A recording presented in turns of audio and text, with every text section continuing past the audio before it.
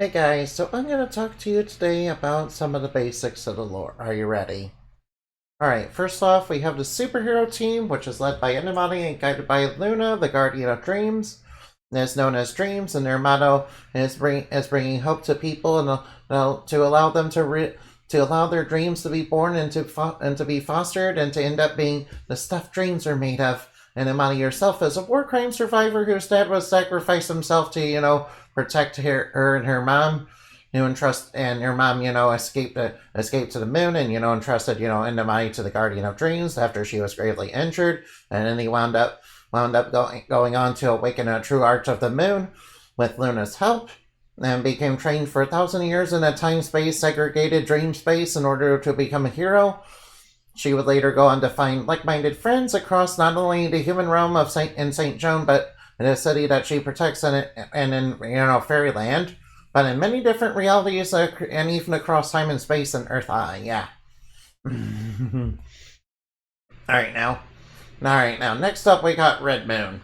This is an interdimensional terror organization that is run by the former advisor and, traitor of the Ark, Summon Knight, who went mad due to torture and imprisonment during the war. Which is another major incident in the lore. And never truly recovered and attempted to overthrow her kingdom in vengeance and hostility with the intent to take over Fairyland, who, due to her failure of the rebellion, heard the voice of Lilith and became the Queen of Nightmares, and escaped the prison she went on to, war crime the arcs and, much for Indumati's people, and Indumati, had to escape to the moon, with her mom. And Red Moon's goals involve getting the keys to unseal Lilith, as well as linking each world together through the stolen world canvases, which are the master copies, in order to spread the fear and chaos throughout each realm in order to rewrite it according to their dark will. Then there are various, other connected and unconnected villains as well, each one with their own abilities and powers and skills, which they use to do evil. And and Red Moon's motto includes, for we are many, which is a callback to Lilith, back when her original evil team was, known as Legion back in the Dark Age, yeah. Alright, next up we got True Arts. True Arts is a catch-all term for special abilities that each being possesses in the world that comes from their talents. For example, Indumati's talent is the True Art of the Moon, which comes from her moon talent. True arts are channeled through the user's thoughts and a force known as imagination through mediums to cast and use them. Mediums are special weapons that take on many forms, such as Indumati's White Moon Staff. True arts are mostly divided into martial arts and magic arts, being physical and magical in nature. Indumati mostly uses magical ones. Lumina Knight, on the other hand, uses a true art of fear through her medium, the Evil Eye, to awaken true arts. It can happen in various ways, such as accidents, magic, supernatural aid, genetic mutation, technology, alien biology, and even more. Yeah, so it can be awakened, by various means, basically, yeah. All the, typical superhero origin stuff. All the typical superhero / supervillain origin stuff, Alright now, let's go over the realities. Earth Eye, which is the name of the entire universe of the Lord that is made up of different realities, and the one in the story being Fairyland, the realm of fairy tales, St. Joan, the metropolis of the human realm, art world, the art world, the media dimension, the monster kingdom, time space, the anomalous zone, the anomalous zone of time and space, the object world, the realm of food, another galaxy, the galaxy far, far away, the collective unconscious linked world of dream spaces, the Holiday Lands, Dreamland, the land of dreams and nightmares, and finally the Eldritch Cathedral of Evil Lilith, Castle of Chaos. Oh no. However, there are various others, ones that are known and unknown as well, each one created by human imagination, and each one filled with beings created and spread by human imagination as well through human imagination though human imagination is currently sealed and from doing so due to the Box of Evils incident, in which traitors of the Goddess of Creation tricked humanity in opening a cursed box that contained the sealed away great evils and evil forces from the Dark Age. That's linked to Lilith, yeah. That cause corruption in human imagination, which is why there are monsters and villains throughout monsters and villains, and therefore many troubles in the universe. Earth Eye, however, is an instance of an imagined world that exists as a living work of art and Earth are, an universal reality where one of the people created as Earth I, and it's this real. And it's from this reality's less than savory people that the origin of all problems in the universe started, which was known as the Dark Age. In which the brother of the creator vandalized the work and introduced the great evils and Lilith as well as their minions, Legion, into the world.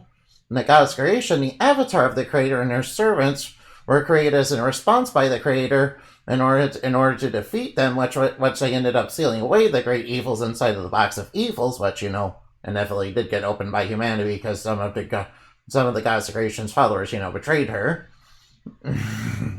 And they sealed Lilith away in the Red Moon, which is part of the reason why the Red Moon like corruption exists for Indumati, so that way against Indumati, because that's when Lilith Seal is kind of the weakest in the Red Moon. All right, now let's go over the great evils. They are known as ignorance, injustice, deceit, greed, envy, cruelty, oppression.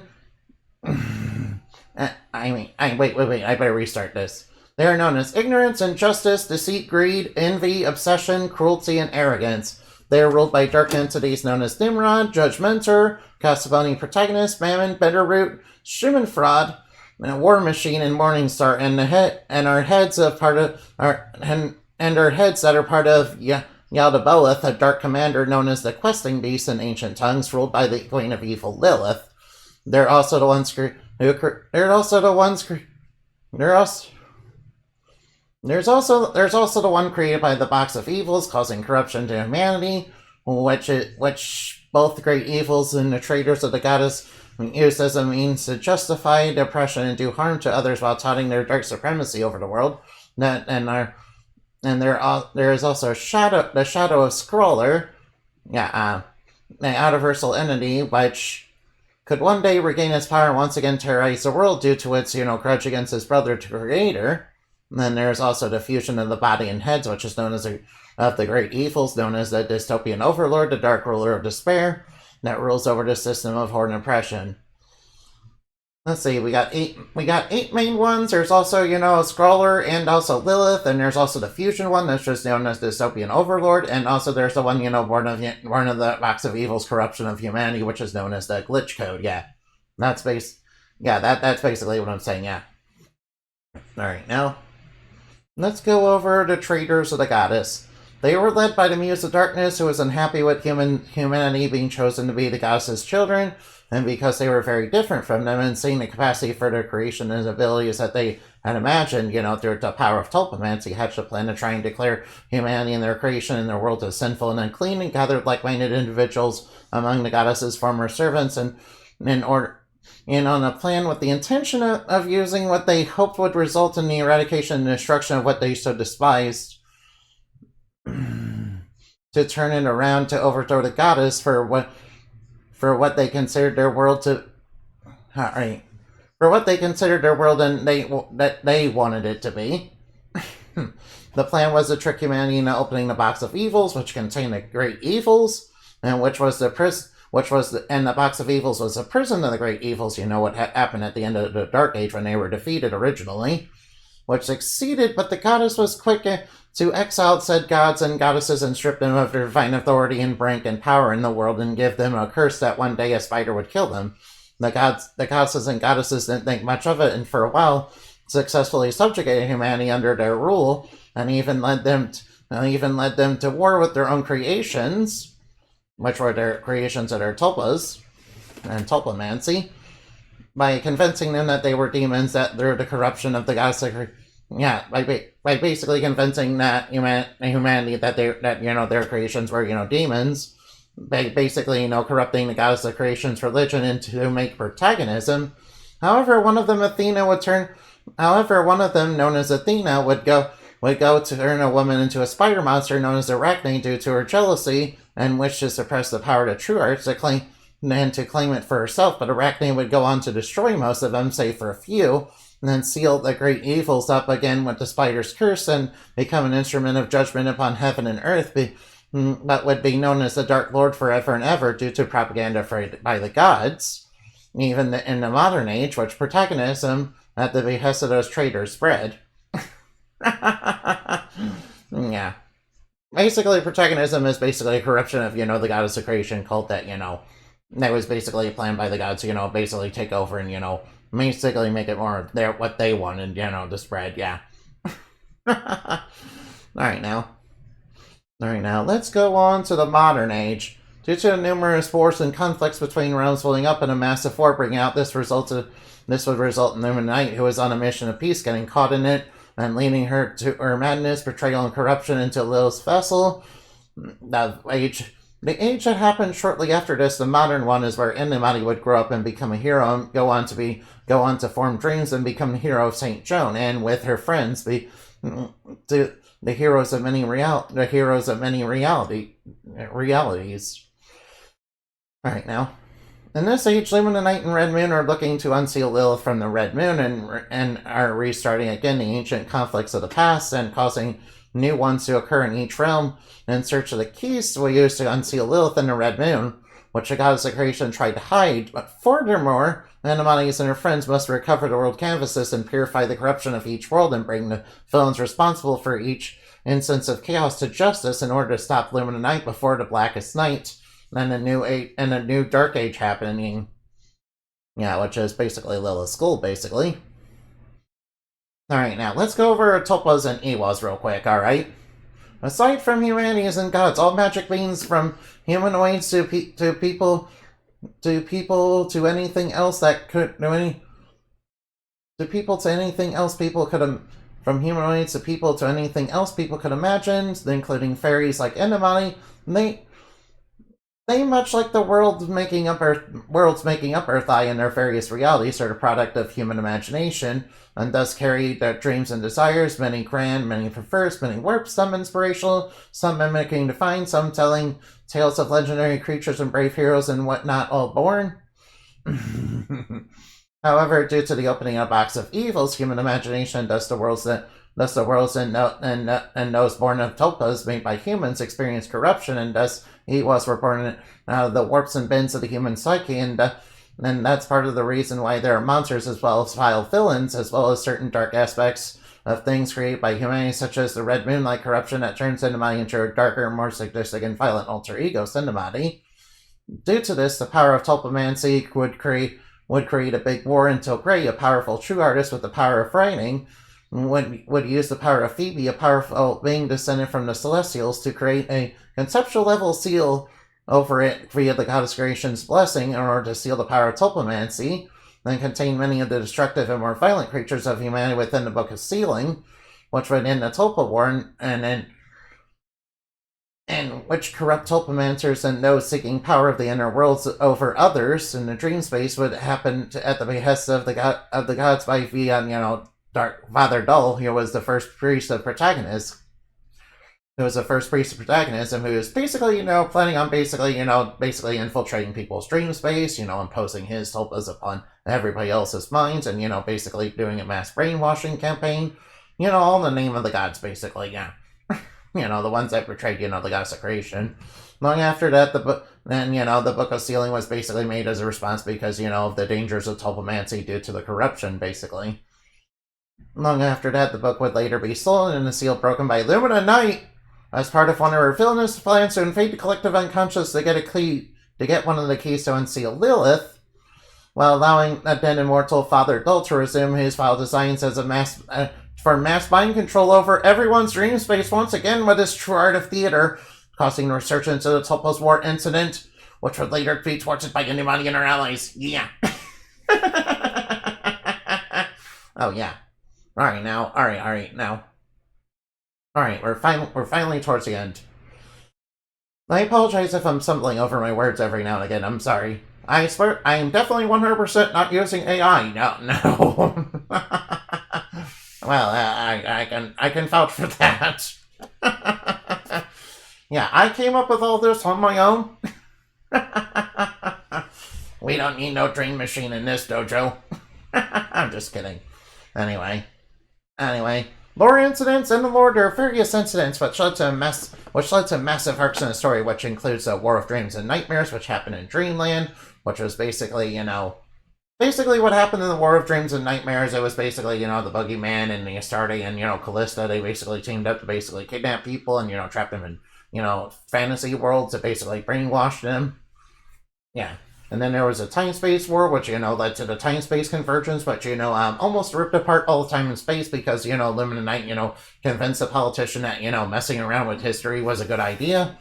And there was a great rat and a broccoli wish, which, Lord Broccoli, in the realm of food, still, tried to, steal the, pure elements of food to basically, try and grant his wish of making every food in the universe broccoli because he was very mad at people, for thinking, broccoli was super gross.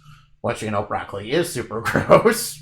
And that, awakened, the great rot, which was, basically caused by a curse, by mold mildew, who was basically, he basically was cursed by the gods of creation because he tried to, serve her human mates, basically, from a business rival. He's also a descendant of, Butcher, who is, he's also an ancestor of the Butcher, who, is another villain.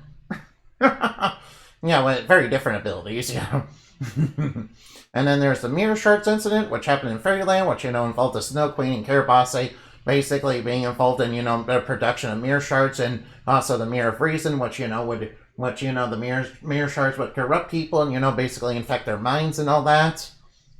And then there was the unsealing of the Abyss and the War on Naughtiness, which happened in Holiday Lands, which, kind of involved the Krampus, as well as, Professor Spectre, which, the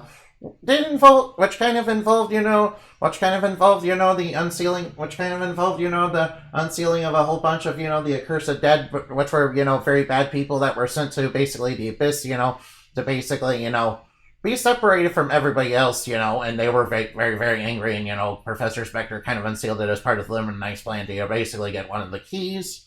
And, the full of that kind of resulted in the Krampus, declaring war on naughtiness and, trying to, destroy basically kidnapping children and basically, spreading eternal that.